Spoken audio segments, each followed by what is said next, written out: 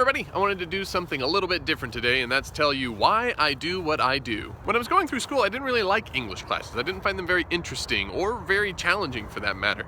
And I was also that smart aleck kid who said, why do we have to learn English? I already speak English. Now, of course, I have to deal with little younger versions of me on a daily basis, and I think, man, I was obnoxious. For a while, English was becoming something that just like you read a book, and when you asked why, all the teacher could say is like, because it's a good book and you need to know it. If a kid ever asks you why they have to read something, never say just because it's a good book. Ugh. Even though I didn't really like the classes, I did like some of the work of English, particularly writing. Especially in high school, I wrote all the time. Though I didn't have the term for it, at one point I was probably writing Star Wars fan fiction, and then I would take other things like video games that I really liked and like try to write them out as novels and actual stories. I really liked writing poetry. I did that probably more than anything else. I do remember sometimes at boarding school, I would get up early and sit on a bench outside before anyone got awake.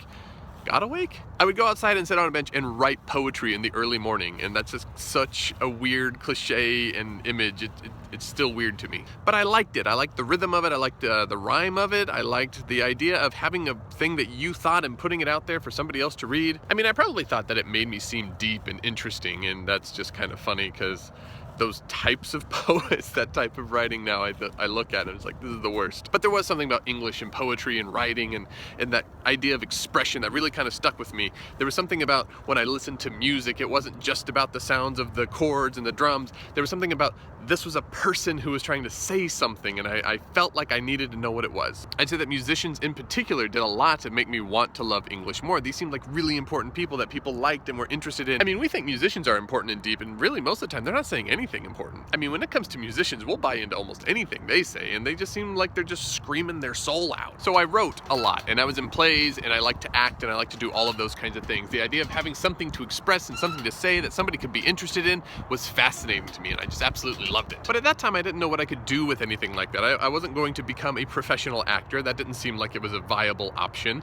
and I didn't even know how you would go about to become a writer, so that was never in my mind either. In a weird way, I did fall into the weird saying of those who can do and those who can't teach, but for me it was more like it wasn't that I couldn't, I don't think, it's because I didn't even know those were options, not real options for real people. So I started working on becoming an English teacher, but right away I wasn't that into it, because as much as I love to write and perform and express all those things, I had not done a lot of work in trying to learn how other people express themselves. For all the poetry that I wrote, which was terrible and moody and cheesy and awful, I wouldn't read poetry because I always thought that it was moody and cheesy and terrible and whatever. I was as bad as my students. I kind of figured that every poet was just there to talk about romance and love and all these terrible things, and I didn't actually think that they had something important or interesting that I needed to know about.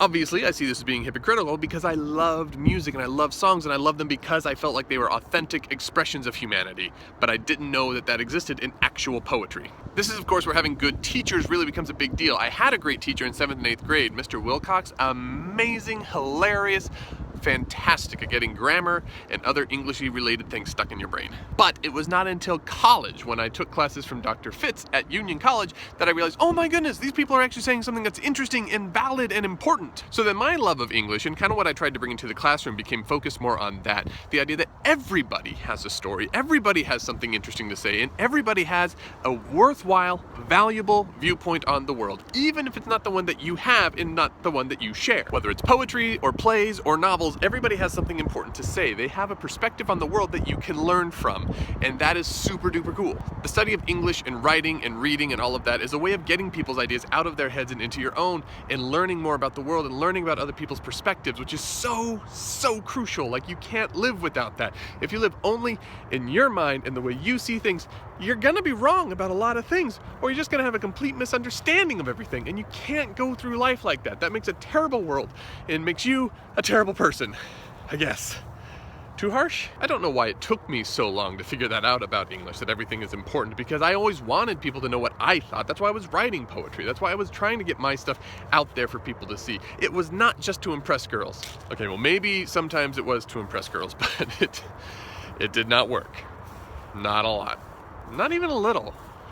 I was so lonely. So it took me a long time to actually figure out why I liked what I liked. I was doing it, but I couldn't find a way to say it.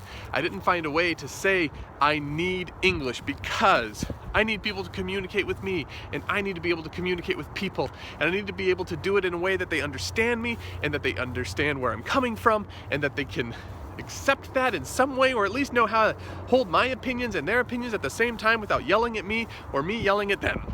Because a lot of the times that's what English is. It's being able to read or listen to and watch what other people have to say on the world, their perspectives on it, their commentary on it, and not to have it shake us loose and have us wonder what in the world's going on. It's for us to take in and process and understand, combine it with what we already know, churn it up, make something new, and spit it back out there to say, I saw what you did, and here's what I think of it, and with that you get what I think too, and it becomes a dialogue. It becomes something that goes back and forth from one person to the next, and then to the next, and then to the next, and then to the next. And that's ultimately what won me over. It was that need to be heard and understanding that other people need to be heard too, that by listening to other people you understand them, you understand the rest of the world, you understand everything so much better. It's that kind of understanding, it's that kind of value that you place on an individual that makes English such a valuable subject, one that I need desperately to keep going, and one that I think that other people need too. It's what makes it the most important content area that you'll ever study in school, ever, period. And I don't think I'm saying that because I'm a middle child that desperately needs to be heard and paid attention to and loved.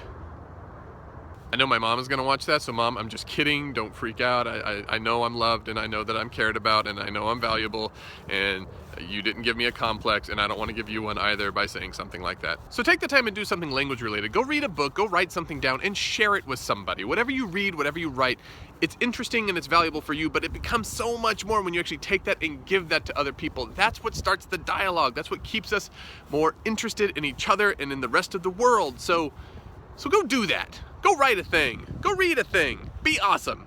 Now, see you next time.